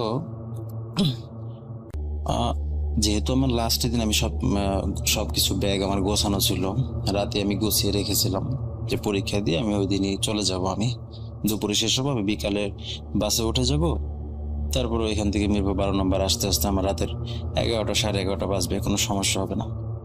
তো ওই দিন রাতে আবার আমি চলে আসবো, এই কারণে ওই যাদের পাশে আমি খাওয়া দাওয়া করতাম ওনারা আদর করতো আমাকে। তো ওনারা হাঁসের গোশত রান্না করে, তা সাদা ভাত আমাকে ভালো মন্দ একটু খাওয়ায় আর কি। তো আবার আমার জন্য পিঠা বানায়, তেলের পিঠা বানায় অনেকগুলো। তো খাওয়া দাওয়া যখন শেষ হয়, ওই সময় আমায় বলছে যে মানে একটা বাটির মধ্যে 3টা তেলের পিঠা দিয়েছে আমায়, 3টা তেলের পিঠা দিয়েছে। আর বলছে যে না, ওইটা তুমি গিয়ে রাতে তো ঘুমানোর সময় তুমি খাবা। মানে আমাকে বলেছে যে রাতে ঘুমানোর সময় খাবে। মানে আমি তো রাতের খাবার খেয়ে আমি আসছি আর কি। আমি আগের দিনের কথা বলছি, যেদিন আমার লাস্ট পরীক্ষা শেষ, আমি সবকিছু গুছিয়ে ওই রাতে খাবারটা খেয়ে মানে খাচ্ছি আর কি। তো আমি বললাম যে তাহলে এটা ঢেকে দেন। পরে বলছে যে ঢাকার দরকার নেই, বাসা তো তোমার, রুম তো পাশেই, চলে যাও। তা আমি বললাম যে না, আম্মু বলেছে যে, আম্মু বলতো যে মুরব্বীরাও বলতো যে তেলের জিনিস নাকি রাতের বেলা এভাবে খেতে হয় না বা খোলাভাবে নিতে হয় না, তাহলে নাকি পেতনি ধরে। মানে আমি হেসে হেসে বলছিলাম কথাটা। তো পরে ওনারও হাসলো, বললো আরে সমস্যা নেই, তোমার বাসা তো সাথেই। তো আমি ওইভাবেই বাটি, পরে বললাম যে ঠিক আছে তাহলে বাদ দেন, বাটিটাও রেখে দিলাম। আমি হাতে করে তেলের পিঠা নিয়ে আমি আমার রুমে চলে আসছি। তো আমার বাসা, মানে আমার বাসার ওনাদের বাসা, এই দুই বাড়ির মাঝখানে একটা টিনের একটা বেড়া ছিল। ওই টিনের বেড়ার মাঝখানে একটা ফাঁকা জায়গা ছিল এই বাসা থেকে ওই বাসায় যাওয়ার জন্য। গ্রামের বাড়িগুলো সচরাচর এরকমই হয়, একজনের বাড়ির উপর দিয়ে রাস্তা থাকে যাওয়ার, তো এরকম। তো সমস্যাটা হয়েছে এইটা যে ওই যে টিনের যে বেড়াটা ছিল, ওই বেড়ার ওইখানে যাতায়াতের পথে একটা হিজল গাছ ছিল, একটা হিজল গাছ। তো আমি ওইখান দিয়ে নর্মালি চলে আসছি। তো যখন আমি আসছিলাম তখন আমার আবার একটা আছে আর কি, মানে শক্তি বলতে পারেন আর কি। লিসেনাররা মানে আমি বললে বুঝবেন যে আছে না, যে যেমন তুলারাশি যারা, তারা সরাসরি অশরীরী ওদেরকে দেখতে পারে, মানে স্বচক্ষে। কিন্তু কিছু কিছু মানুষ এরকম থাকে যারা দেখতে পারে না, কিন্তু ওইখানে যদি কিছু থাকে তাহলে, বা আশেপাশে যদি থাকে তাহলে শরীরে একটা সিগন্যাল দেয়। তো আমার এরকমই ছোট থেকে আমার মানে এই জিনিসটা আমার ভিতরে। আমার কোনো জিনিস যদি খারাপ কোনো জায়গায় আমি যাই বা আমার আশেপাশে যদি কোনো ব্যাড এন্টিটি থাকে, তাহলে আমার শরীর সিগন্যাল দিয়ে দেয়। তো যখন আমি ওই পিঠাগুলো নিয়ে হিজল গাছের নিচ দিয়ে আসছিলাম, হিজল গাছটা ছোট ছিল, তখন আমার শরীরে একটা, মানে পুরো মাথার চুল পর্যন্ত, মানে শরীরের সম্পূর্ণ পশম দাঁড়িয়ে যায়, মানে আমার একটা সিগন্যাল। তো আমি কিছু মনে করি না, আমি ভাবলাম যে খাওয়া দাওয়া করে আসছি, পেট ভরা আর ভালো মন্দ খেয়েছি, এই কারণে হয়তো শরীরটা লাগছে, তো অনেক পড়া আছে, পড়তে হবে। তারপর আমি রাতের 2টা পর্যন্ত আমি পড়াশোনা করলাম। তো পড়ার মাঝখানে পিঠাগুলো খাচ্ছিলাম। আমি খাওয়া দাওয়া করেছি, বাস খাওয়া দাওয়া শেষ।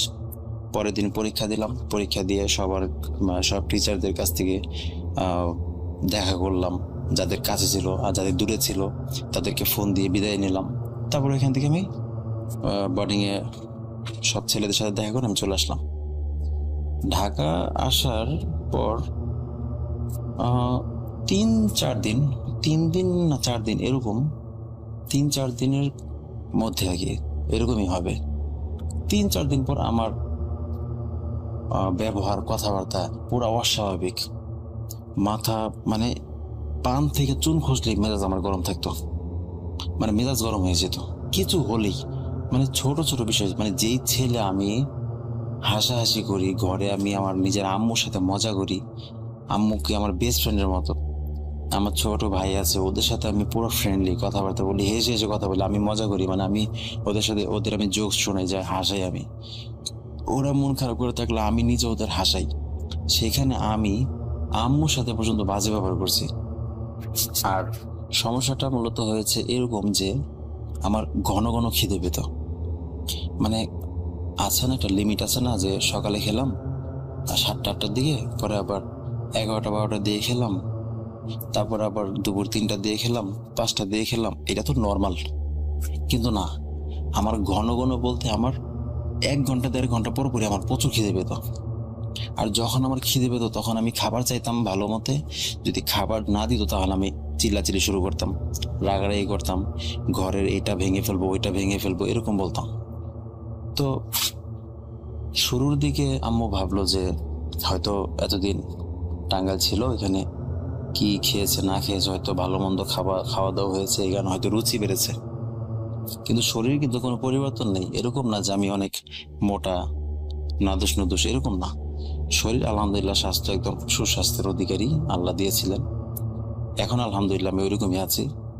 কিন্তু আম্মু ভাবলেন যে হয়তো মুখে হয়তো রুচি হয়েছে, এই কারণে হয়তো বেশি খায়। কিন্তু খাবারের একটা লিমিট থাকে, আছে না? একটা মানুষ, একটা সুস্থ স্বাভাবিক মানুষ কত প্লেট ভাত খেতে পারবে? 1.5 প্লেট, বা যে একটু বেশি খায় সে হয়তো 2 প্লেটই খাবে।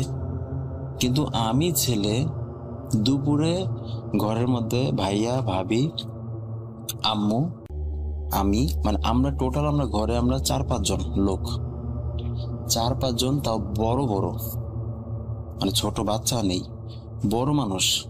এই 4-5 জনের খাবার আমি একা খেয়ে ফেলতাম। এক পাতিল ভাত রান্না করতো, এক পাতিল ভাত আমি এক জায়গায় বসে খেয়ে ফেলতাম।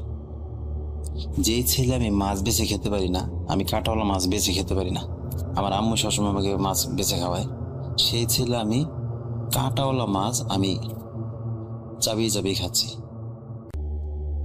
তো প্রথমের দিকে আম্মু প্রথম দিন কিছু একটা মনে করেনি, কিন্তু আমার ব্যবহারে আম্মু একটু খারাপ লেগেছে, যে আম্মু ভেবেছে যে আমি বাজে ব্যবহার করলাম এইটাই, কিন্তু অন্য কিছু কিন্তু মিন করেনি।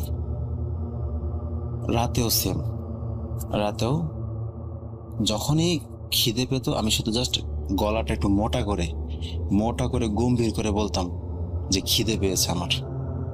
আমার প্রথম শব্দটাই থাকতো এটা, আর এইটাই আমি জপতাম যতক্ষণ না আমার সামনে খাবার আসছে, ততক্ষণ পর্যন্ত এইটাই আমি জপতাম যে আমার খিদে পেয়েছে, মোটা গলায়। তারপর রাতে খাওয়া দাওয়ার পর ভাত, মানে রাতে বেশি করে ভাত রান্না করা হতো, আর যেগুলো ভাত বাঁচতো, মানে বেঁচে যেত যেগুলো ভাত, সেগুলো একটা গামলার মধ্যে ঢেলে রাখা হতো, যেন ভাতগুলো যেন ভিজে না যায়। যেন ভাতগুলো ভিজে না, মানে একটু ঝরঝরা থাকে। তো সকালে উঠে আবার আম্মু আর ভাবি দেখতো যে পাতিলে ভাত নেই, তরকারির পাতিলও খালি। কে খেয়েছে কেউ জানে না। তো এরকম চলতে থাকলো কয়েকদিন। তো ভাবি আবার আম্মুকে একা ডাক দিয়ে মানে বলছে যে ভাইয়ার কোনো সমস্যা হয়েছে মনে হয়, তাই না? আম্মু বলছে যে আমারও এরকম লাগে, কি সমস্যা হতে পারে? তো রুম তো পাশাপাশি।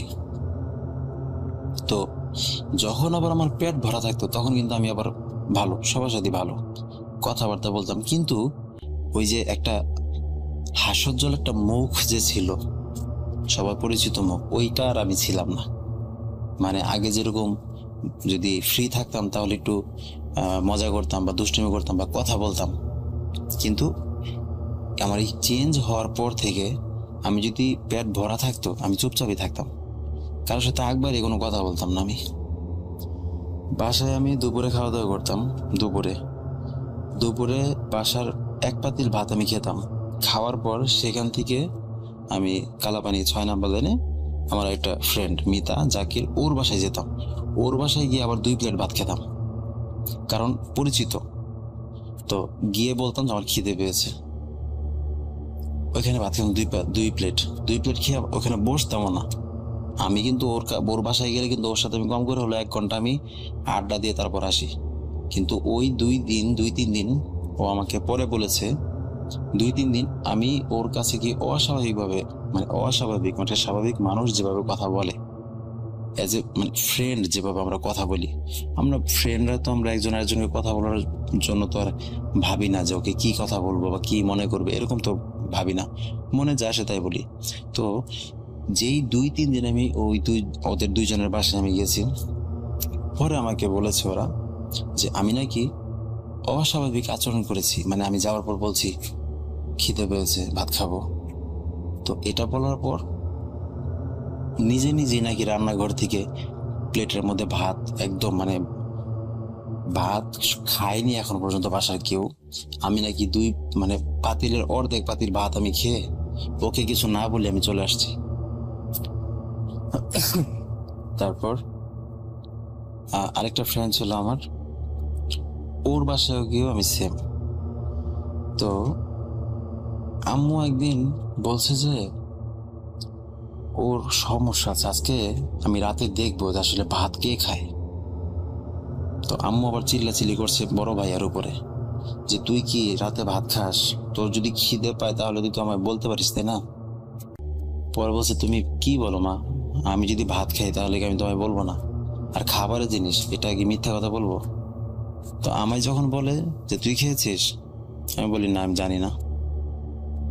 তো এইভাবে তো রাতে আম্মু আমার সাথে ঘুমিয়েছে। তো মানে এটা পরে পরে আমি আম্মুর মুখ থেকে শুনেছি। আম্মু যেভাবে বলল, আম্মু বলছে যে আমার ঘুম তো পাতলা, মানে আম্মু যেভাবে বলছে আমি আম্মুর কথাই আমি ওইভাবেই বলছি, বুঝতে সুবিধা হবে। আম্মু বলছে যে আমার ঘুম তো পাতলা, বিছানায় একটু শব্দ হলে আমার ঘুম ভেঙে যায়।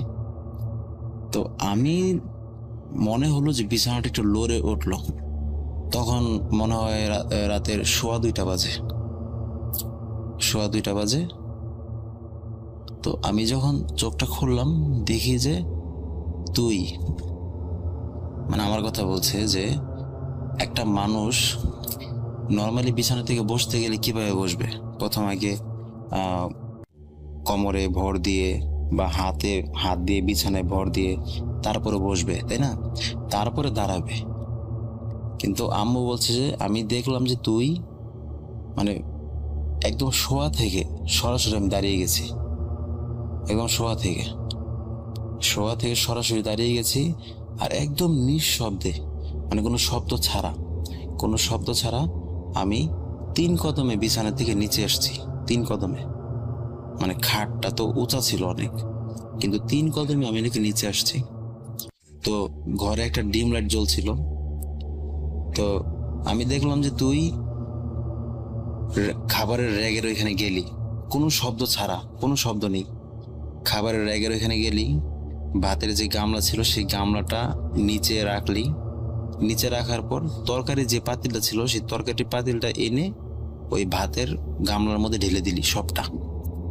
তারপর 5 আঙ্গুল দিয়ে, মানে হাত দিয়ে, আমরা তরকারি রান্না করার সময় যেরকম চামচ দিয়ে যেমন তরকারিটাকে ঘোটা দেই, লাড়ালাড়ি করি, সেম ভাবে তুই হাত দিয়ে এইভাবে মানে ওটা মিলাচ্ছিস, মানে তরকারি ঝোল আর ভাত এভাবে মিলাচ্ছিস।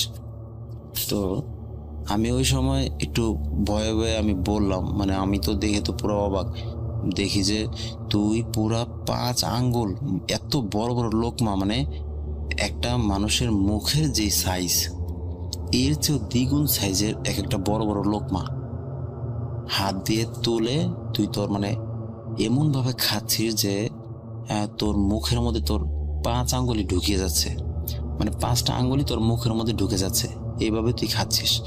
আর চোখগুলা অস্বাভাবিকভাবে বড়, মানে বড় বড় করে খাচ্ছিস। তো আমি তো আমার তো আত্মা শুকিয়ে গেছে। আমি ভয়ে ভয়ে শুধু বললাম যে বাবা তোর কি খিদে পেয়েছে? তুই শুধু মোটা গলায় শুধু এইটুকুই বললি, তাছাড়া কিছু না।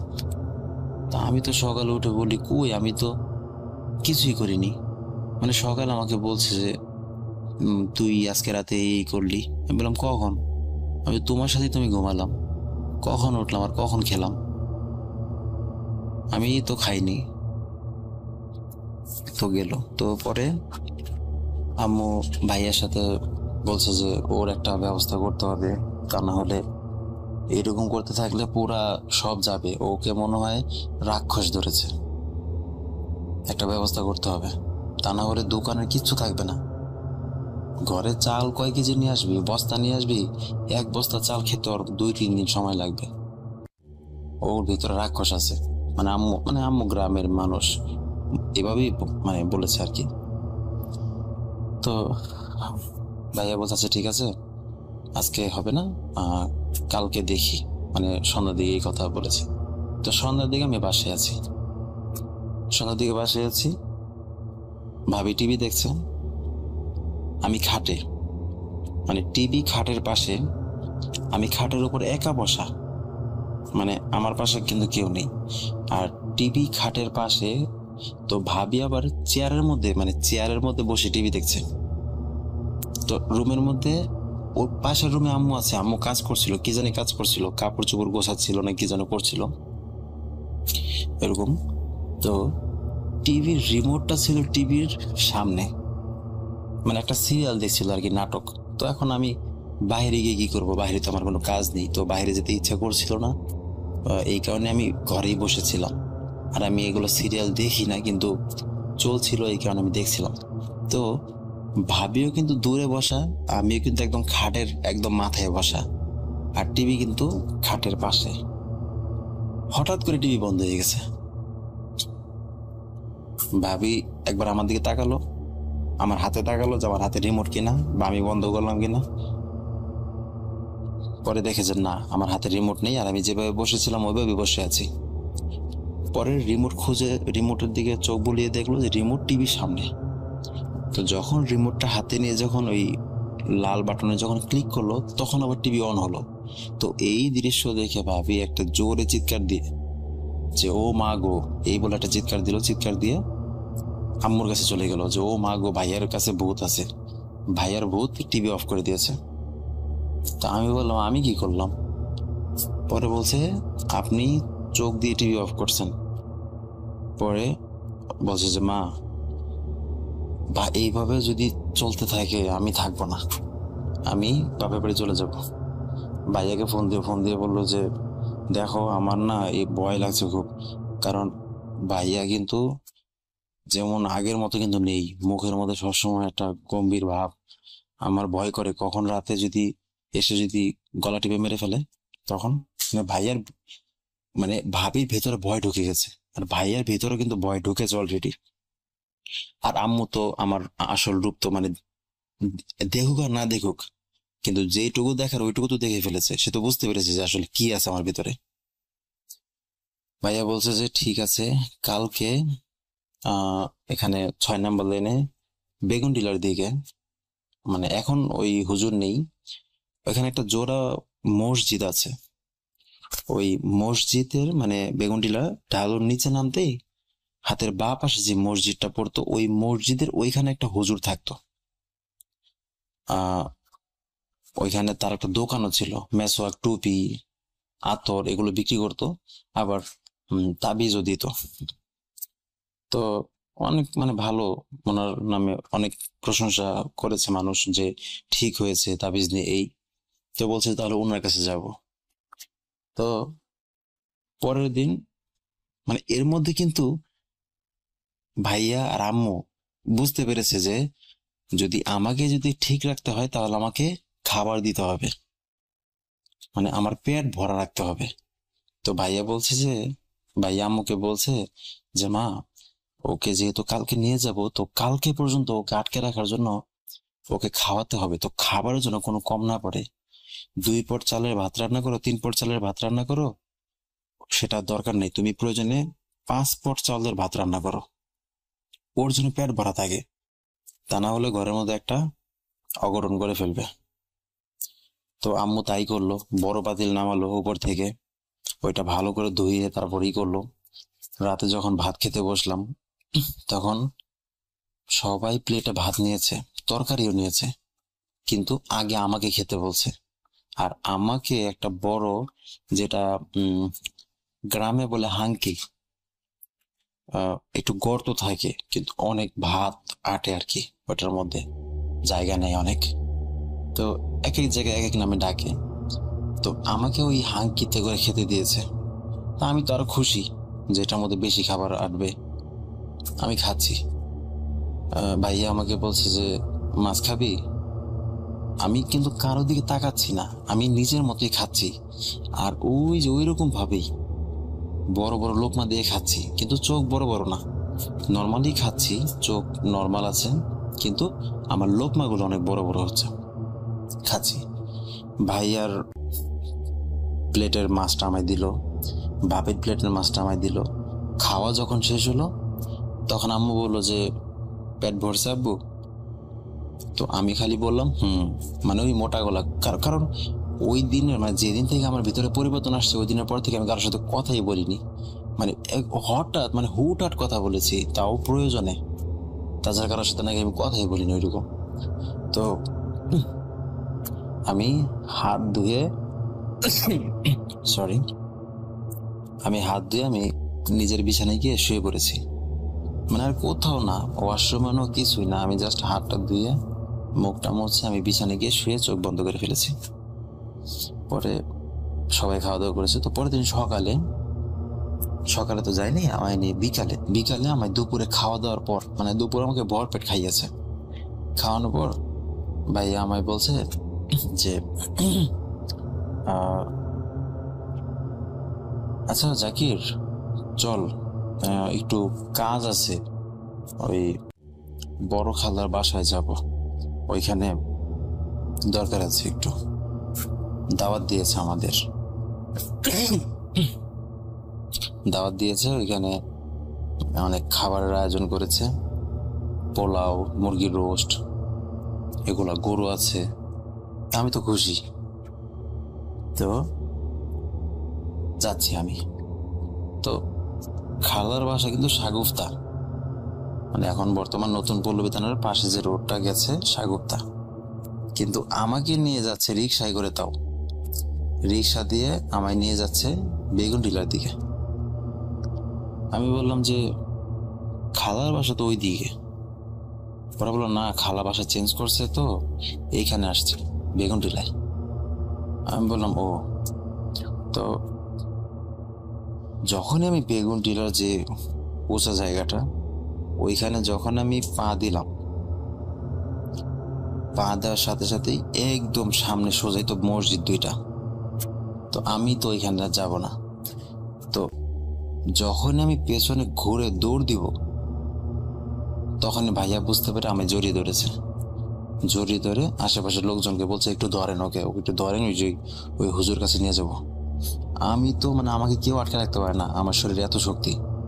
আমি বলছি না, আমি কোথাও যাব না, তোরা কিন্তু সব মরবি, আর ওকেও আমি মারবো। তো আমাকে 4-5 জন মিলে ধরে রাখতে পারে না, আরো অনেক মিলে আমাকে নিচে ওই হুজুরের কাছে আসছে। তো ওই হুজুরের কাছে যখন আসছে, ওই হুজুর আমার দিকে তাকিয়ে আমার দিকে তাকিয়েছে শুধু। আমি ওই হুজুরকে বলছি, শোন, তুই যদি বাঁচতে চাস, নিজের জীবন বাঁচাতে চাস, তাহলে তুই কোনো কিছু করিস না, ঠিক আছে? মানে এইভাবে, মানে সরাসরি এভাবে, তুই কোনো কিছু করিস না, আমি ঠিক আছি, পরে বিপদে পড়বি, তুই নিজে বিপদে পড়বি, এই পোলারেও মারবি। তো হুজুর যখন মানে কি যেন ফিস করে সূরা পড়ছিল, সূরা যখন পড়ছিল মনে হচ্ছিল আমার শরীরের মধ্যে কেউ মনে গরম তেল ঢেলে দিল, এরকম ভাবে আমার শরীর করছিল। আমি তো মানে ওইখান থেকে আমি চলে আসবো। আমি বলছি, দেখ হুজুর, পড়া বন্ধ কর বলছি, পড়া বন্ধ কর। আমার কিন্তু এখন রাগ উঠছে প্রচুর, আমি কিন্তু এখন তোকে খেয়ে ফেলবো। তো তারপরে হুজুর আমার হাতটা ধরে একটা কি যেন একটা সূরা পড়লো, ফিস করে, বিড়বিড় করে, পরে আমার কপালে ফু দিল, মাথায় হাত বুলিয়ে দিল। পরে দেখলাম আস্তে আস্তে আমার শরীরটা একটু হালকা হয়েছে। তারপর আমার মাথায় হাত বুলিয়ে দিল, হাতে মালিশ করে দিল, ঘাড়ে মালিশ করে দিল। আর এর মধ্যে উনি ফিস করে কিছু পড়ছিল, দোয়া কালাম পড়ছিল, পরে আমাকে ফু দিয়ে দিল। তখন দেখলাম আমার শরীরটা আসলে খুবই হালকা হয়ে গেছে। তো হুজুর বললো যে দেখেন, আসলে ওনার সাথে জিন থাকে। তো উনি ওনাদের মাধ্যমে যতটা জানতে পেরেছে, বললো যে দেখেন,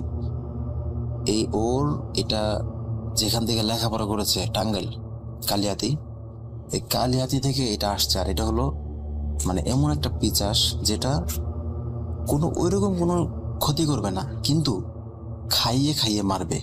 মানে আছে না যে ও খেতে পারে 1 প্লেট বা 1.5 প্লেট, ওকে 5 প্লেট খাওয়াবে, এরকম খাইয়ে ওকে মারবে। তো ও এরকম একটা পিচাস ওকে ধরেছে আর কি। তবে কপাল ভালো যে পিচাসের মধ্যে কয়েকটা শ্রেণীর পিচাস থাকে, যারা মানুষ খায়, মাছ খায়। তো ওকে এই সমস্ত জিনিস ধরেনি, ওকে জাস্ট নর্মালি খাবার খায়, মানুষ যেমন খাবার খায় ওই খাবারই খায়, এরকম পিচাস ধরেছে।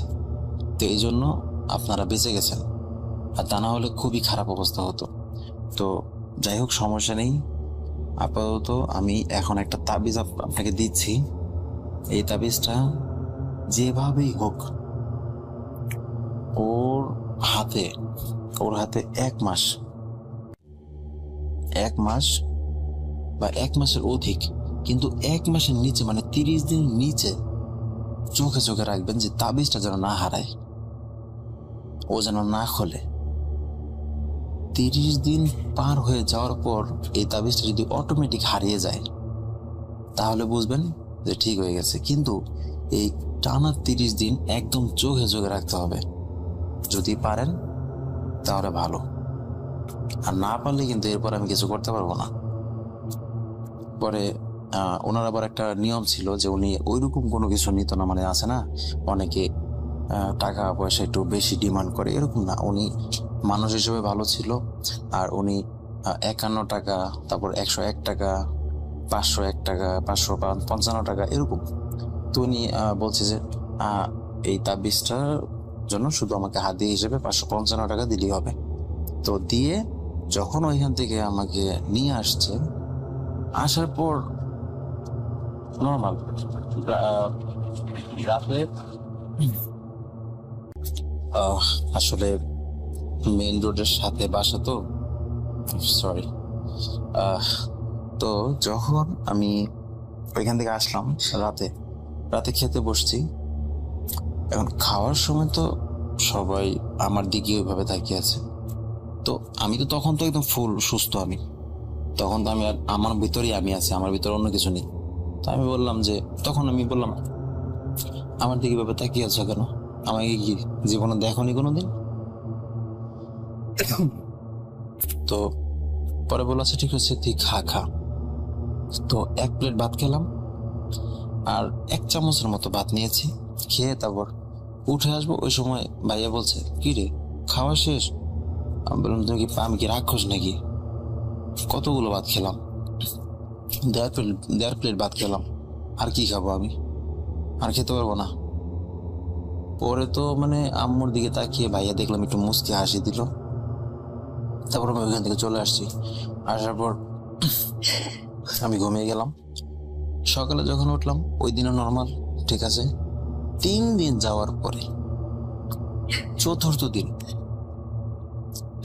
দিন সকালে উঠে দেখে খাবার নেই, ভাতের পাতিল খালি আর তরকারি পাতিল খালি, কোনো খাবার নেই। তো ভাবি আবার এটা দেখে আম্মুকে জোরে ডাক দিয়েছে যে মা এদিকে আসেন। তো দেখে যে এই অবস্থা। আম্মু তো সাথে সাথে এসে আমার হাতের তাবিজ খুঁজছে, দেখে তাবিজ নেই। ভাইয়াকে ফোন দিয়ে বললো যে ওর হাতের তাবিজ নেই। ভাইয়া তো রাগারাগি করলো যে তোমায় বললাম যে ওকে নজরে রাখার জন্য, ঘরের মধ্যে তোমরা থাকো। পরে বললো দেখো কোথাও হয়তো গেছে, কারণ ও তো রাতে তো ভালো ছিল, আর সকালে তো ঘুম থেকে ওঠার পর তো এখনো বাইরে যায়নি। তো খোঁজাখুঁজি করলো কিন্তু পেল না। 12টার দিকে, দুপুর 12টার দিকে ভাবি ঘর ঝাড় দিচ্ছিল। তো ঘর ঝাড় দিতে দিতে ওই যে খাটের নিচে ঝাড় দেওয়ার সময় ওইখানে দেখে তাবিজটা। অথচ ভাইয়া ভাবি যেই রুমে থাকতো, ভাইয়া ভাবির খাটের নিচে কিন্তু তাবিজটা ছিল। অথচ আমার রুমই তো আলাদা। ওই সময় তো ভাবি আম্মুকে জোরে করে ডাক দিয়ে বললো যে মা দেখেন এই তাবিজটা এইখানে কিভাবে আসলো? পরে বললো সেটা তো বুঝতে পারছি না। তারপর বললো যাই হোক এই তাবিজটা ওর হাতে এখনই পরাতে হবে। তো আমার হাতে আবার তাবিজটা পরিয়ে দিল। তো নর্মাল সবসময় চোখে চোখে রাখতো, এমনকি বাসা থেকে বের পর্যন্ত হতে দিত না, বলতেছে তোর যা লাগবে দিব, সমস্যা নেই। আমি আবার স্মোক করতাম, আমাকে বাসায় সিগারেট পর্যন্ত কিনে দিত, যে নে তুই এইখানেই সিগারেট খা, তাও তুই বাইরে যাস না। সব ফ্যাসিলিটি ওই 1 মাস। তো 1 মাস পর সব নর্মাল। 1 মাস পরে হুট করে তাবিজ নেই। কোথায় গেল জানে না। তো যেহেতু হুজুর বলেছিল যে 1 মাস পর্যন্ত চোখে চোখে রাখবেন, 1 মাস পর যদি এটা অটোমেটিক নিজ থেকে গায়েব হয়ে যায় তাহলে বুঝবেন বিপদ কেটে গেছে। আর যদি গায়েব না হয়, এমনি হারিয়ে যায়, তাহলে প্রবলেম হবে। তবে আমি এইটাই আপনাদের বলবো যে ওকে একটা মাস ঘরের মধ্যে রাখেন, ওর যা লাগুক না কেন এনে দেন, ওকে বের হতে দিয়েন না। কারণ এইটা যেই টাইপের খারাপ বদ জিন, আর এরা মূলত ভালোই শক্তিশালী হয়। তো প্রথমবার গেছে, কিন্তু ওকে কিন্তু ছাড়েনি। তো আমি যে একটা সময়সীমা দিচ্ছি, সেই সময়সীমার মধ্যে ওকে একটু নজরে রাখুন। তো ওইটা ভেবে ভাইয়া বলেছে ঠিক আছে, যাক আলহামদুলিল্লাহ, এখন আর কোনো প্রবলেম হবে না। তো তারপর থেকে আলহামদুলিল্লাহ এখন পর্যন্ত আমি ঠিক আছি, ভালো আছি। তো রাসেল ভাই আর প্রিয় লিসেনার, এটাই ছিল আমার স্টোরি। আর ভূত এফএম যখন ছিল তখনও ভক্ত ছিলাম, ভূত.com আছে, এখনো ভক্ত আছি এবং সামনেও থাকবো। আর ইনশাল্লাহ আমি রেগুলারই ঘটনা পাঠানোর ট্রাই করব। আসলে কাজের জন্য আসলে হয়ে ওঠে না সময়, তবে যখনই সময় পাই না কেন আমি স্টোরি কালেক্ট করার ট্রাই করি। ভালো স্টোরি হাতে থাকে না বিদায় আমি দিতেও পারি না। ঠিক আছে রাসেল ভাইয়া, লিসেনাররা সবাই ভালো থাকবেন, সুস্থ থাকবেন, সুন্দর থাকবেন, মোস্ট ইম্পর্টেন্টলি ভূত.com এর সাথে থাকবেন। আজকের মতো এখানে বিদায় নিচ্ছি। আমি জাকির হোসেন, আসসালামু আলাইকুম।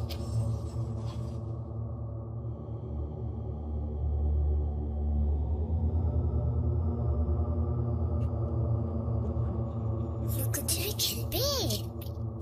লুকোচুরি?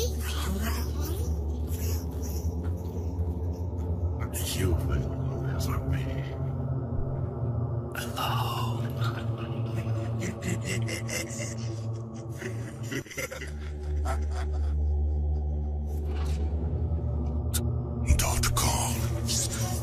The fear returns with Russell.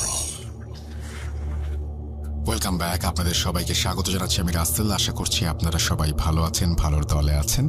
রাত বাড়ছে, আমরা কোনো কথা না বাড়িয়ে সরাসরি চলে যাব আমাদের দ্বিতীয় ঘটনায়, অর্থাৎ দ্বিতীয় অডিও ক্লিপে। চলুন শুরু করা যাক। আসসালামু আলাইকুম ওয়া রাহমাতুল্লাহি ওয়া বারাকাতুহু। আশা করি রাসেল ভাই আপনি ভালো আছেন এবং ভূত.com এর সকল শ্রোতারা অনেক ভালো আছে। আমি রফিকুল ইসলাম, মানিকগঞ্জ জেলার সাটুরিয়া থানা থেকে কোন একটা গ্রাম থেকে বলছি। তো বর্তমানে আমি দেশের বাইরে আছি। বর্তমানে এখন আমি ইরাকের বাগদাদ শহরের পার্শ্ববর্তী কোনো জেলায় অবস্থান করছি। সেখান থেকে আপনাকে ঘটনাটা শেয়ার করতে চলেছি। আজকে যে ঘটনাটা শেয়ার করব ইনশাআল্লাহ, সেটা হচ্ছে আমার মায়ের সাথে ঘটে যাওয়া একটি ঘটনা। আর আমার পরিবারের সাথে বলতে পারেন, আমার পরিবারের সাথে ঘটে যাওয়া একটি ঘটনা। এই ঘটনার কিছুটা অংশে আমি উপস্থিত ছিলাম। ঘটনার শুরুতে কিছু কথা বা কিছু না বললে হয়তো অনেকের বুঝতে সমস্যা হতে পারে, তার জন্য কিছু বর্ণনা দিয়ে নিই। আমরা জানি বাংলাদেশের বিভিন্ন অঞ্চলে বিভিন্ন ধরনের পীর রয়েছে, যারা সাধারণ মানুষদের মুরিদ করে থাকেন। আপনিও হয়তো জেনে থাকবেন বাংলাদেশের বিভিন্ন অঞ্চলে বিভিন্ন ধরনের পীর রয়েছে। তো আমার বাবা মাও তেমনই একজন পীরের মুরিদ হয়েছিলেন। সেই পীরের অবস্থান ছিল আমাদের সাটুরিয়া থানাতেই। আমাদের সাটুরিয়া থানাতে যারা আছেন তারা অনেকেই হয়তো চিনে থাকবেন। বনমালীপুর শামসুল পীর নামে একজন পীর ছিলেন বললাম এই কারণে, কারণ গত 3 থেকে 4 বছর আগে উনি পরলোক গমন করেছেন। তারপরে অনেকে চিনে থাকবেন যদি সাটুরিয়া থানার অন্তর্গত কেউ শুনে থাকেন। আর হচ্ছে গ্রামটা শুদ্ধ ভাষায় বনমালীপুর বলে, অনেকে গ্রাম্য ভাষায় বয়নালপুর বলে থাকেন, সেটা বয়নালপুর নামেই পরিচিত লাভ করেছে বেশি। তো আমার মা বাবা যথারীত সেখানেই মুরিদ হয়েছিলেন। তো ওনারা বিভিন্ন প্রোগ্রামে সেখানে উপস্থিত হতেন, যাওয়া আসা করতেন। তেমনই ভাবে আমার বাবা কোনো একটা প্রোগ্রামে সেখানে কোনো একটা ভুল করে ফেলেন। তো সেই ভুলের খেসারত আমার মাকে দিতে হয়। ওই ভুল করার কারণে তো ওখানে সম্ভবত জিন থাকেন। কোন একটা জিন আমার মার উপরে আছর করে। তো এরই মধ্যে আমার মা ওই জিন দ্বারা পুরোপুরি আক্রান্ত হয়ে যায় এবং উল্টাপাল্টা বলতে থাকে। বয়সে যারা বড় আছেন তাদের সবাইকে তুইমুই করে বলতে থাকে। মানে তার আচরণ স্বাভাবিক থেকে অস্বাভাবিকে চলে যায়। আমরা যেরকমটা দেখছি তো ওরকমটা ছিল না, মানে পুরাই অ্যাবনর্মাল আচরণ করতে থাকে। তো এক পর্যায়ে পীর সাহেব, মানে আমার মা বাবার যে পীর সাহেব, উনি সম্পর্কে আমার দাদা হন, উনি বিষয়টা জানতে পারেন। তো এরই মধ্যে বেশ কয়েকদিন চলে যায়। আমার মার মধ্যে অনেক সমস্যা দেখা যায়। আমার মা দেখা যায় বাড়িতে থাকে না, অনেককে তুইমুই করে কথা বলে, স্বাভাবিক আচরণ করে না, বিভিন্ন ধরনের সমস্যা দেখা দিতে থাকে। তো এক পর্যায়ে আমার বাবাও একজন দিনমজুর ছিলেন, ভ্যান চালক ছিলেন। ভ্যান চালিয়ে সংসার চালাতে হতো তাকে, অনেক কষ্ট করতে হতো। তো আমার বাবা আমার মাকে নিয়ে একটা সমস্যায় পড়ে যান। তখন মাকে নিয়ে ওই যে পীর আছে না, আমরা যাকে পীর সাহেব বলে জানি বা যাকে আমরা দাদা বলে থাকি আর কি, তো ওনার কাছে শরণাপন্ন হন বিষয়টা নিয়ে। তো ওনার কাছে যাওয়ার পরে আমার মা আরো বেশি উত্তেজিত হয়ে যান, মানে ওনাকে পর্যন্ত তুইমুই করে কথা বলতে থাকে, গালিগালাজ করতে থাকে। তখন আমি উপস্থিত ছিলাম যখন পরবর্তী সময় নিয়ে গেছিল আমার বাবা ওনার কাছে আমার মাকে চিকিৎসা করানোর জন্য। তো আমার মা কোনোভাবেই শান্ত হচ্ছিল না, মানে আমিও আমার মাকে ধরে রাখছিলাম, তো ধরে রাখতে পারতেছিলাম না, অনেক শক্তি খাটাচ্ছিল। মানে মনে হয় যেন গায়ে অনেক শক্তি এসে পড়েছে, তার এত শক্তি গায়ে।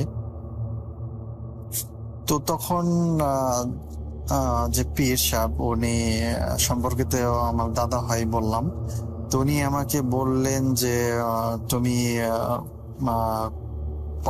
আমি সঠিক বলতে পারতেছি না সংখ্যাটা কত, অনেক আগের ঘটনা। ঘটনাটার সময় কাল সম্ভবত 2010 থেকে 2013 সাল এর মধ্যে হবে ঘটনাটা।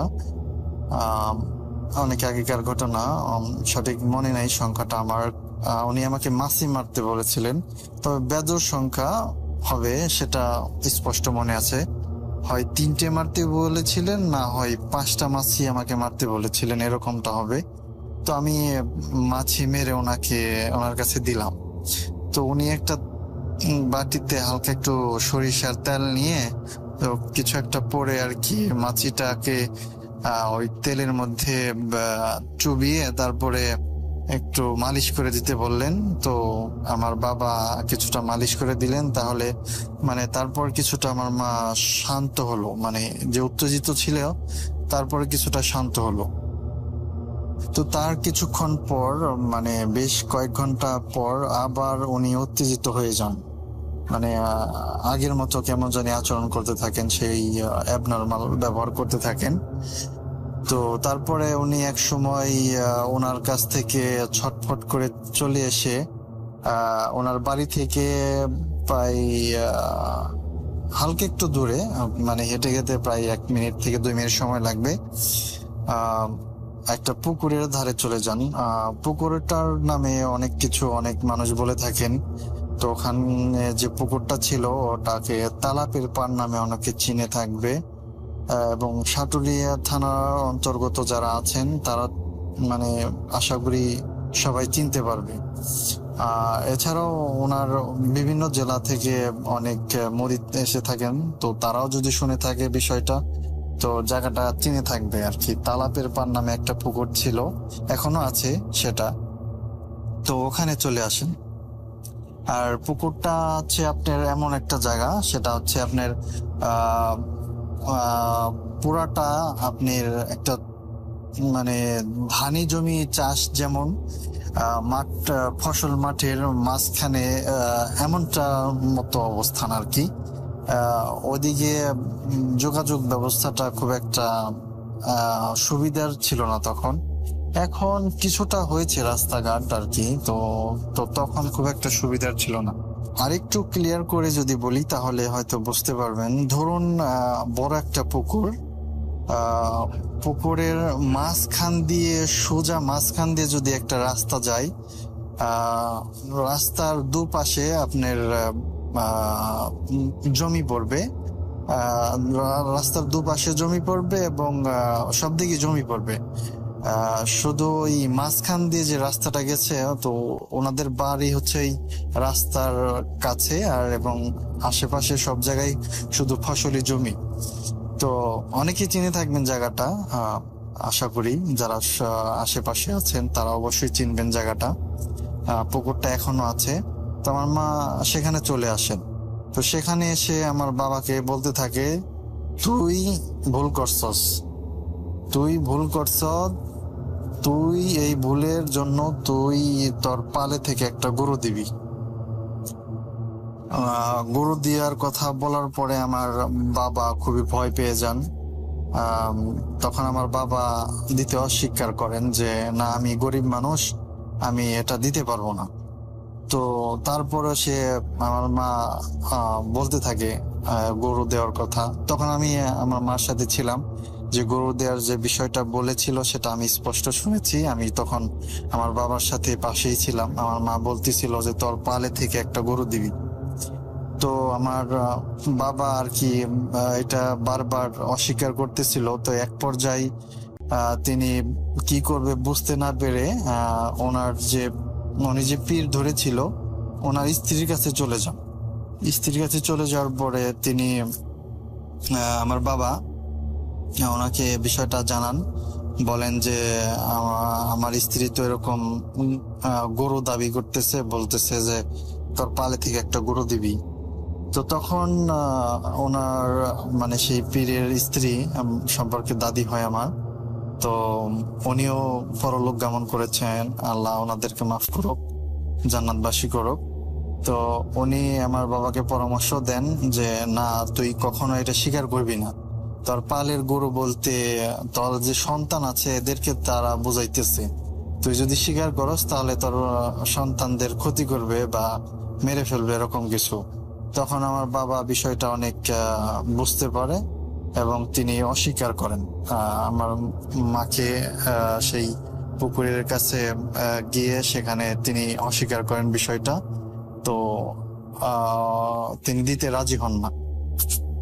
তিনি বলেন যে আমি যে গরিব মানুষ, আমার পক্ষে এগুলো দেওয়া সম্ভব না, তুমি ছোট খাটো কিছু চাও যেগুলো আমি দিতে পারি।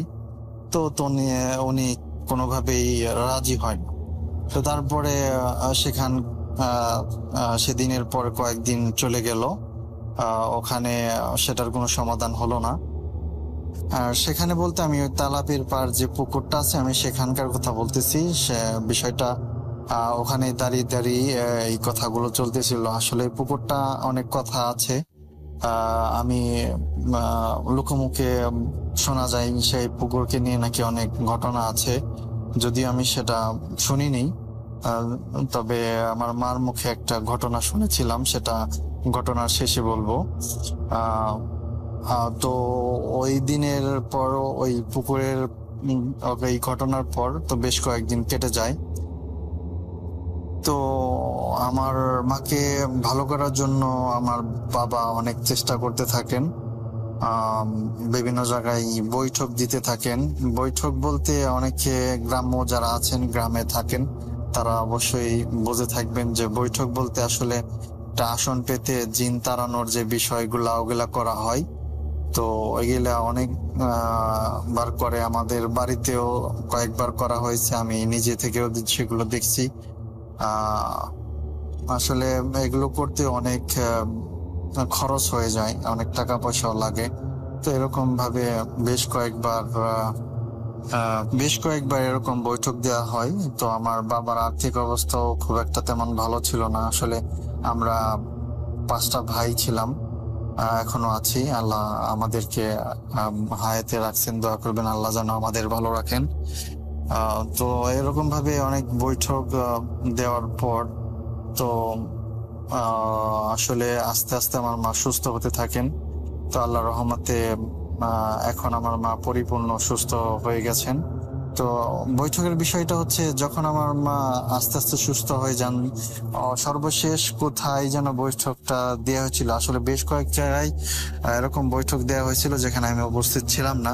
তো 2বার আমার বাসায় দেওয়া হয়েছিল, সেখানে আসলে এটা সমাধান হয় নাই। তো তার পরবর্তীতে আমার খালার বাসায় একবার দেওয়ার পরিকল্পনা হয়েছিল, সেখানে সবকিছুর আয়োজন করা হয়েছিল, কিন্তু সেখানেও সেটা করা হয়নি। সেখানে আমি উপস্থিত ছিলাম, তো সেখানে সেটা করা হয়নি। তার পরবর্তীতে অন্য একটা জায়গায় গিয়ে সেখানে একটা বৈঠক দেওয়া হয়েছিল। তো আশা করি সম্ভবত সেখানেই আসলে সমস্যার সমাধান হয়েছিল। তো কিভাবে হয়েছিল সেটা আমি সঠিক জানি না। আমার মাকেও জিজ্ঞেস করেছিলাম, তো আমার মাও সঠিক বলতে পারে না। আমার মা শুধু এটুকুই বললো আমাকে যে আসলে তখন আমার হিতাহিত জ্ঞান থাকে না, আমি কি করেছি বা কাকে কি বলেছি সেটা মানে সে নিজে থেকে পরে কিছুই মনে করতে পারে না। তো এই ছিল রাসেল ভাই একটা আমার মায়ের সাথে ঘটে যাওয়া একটা সত্য ঘটনা।